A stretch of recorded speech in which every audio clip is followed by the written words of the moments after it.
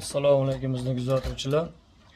Hozir bir xonadonimizda mana bunday oynak terlash bo'lib qopti. Mana orqa tomonda pardasi bor ekan, ko'rinmayapti. Mana e'tibor bersalar, mana bunaqangi bidir-bidir bo'lib suvlar oqayotibdi mana shu orqa tomonida. Oynak tuman bo'lib parlanib ketgan. Biz bu oynakni olib tashlab turib, chiroyli mana hozir oynaklarni mana bu yerda ham bor. Mana Xudo xohlasa buni boshqattalab yangilab solib beramiz.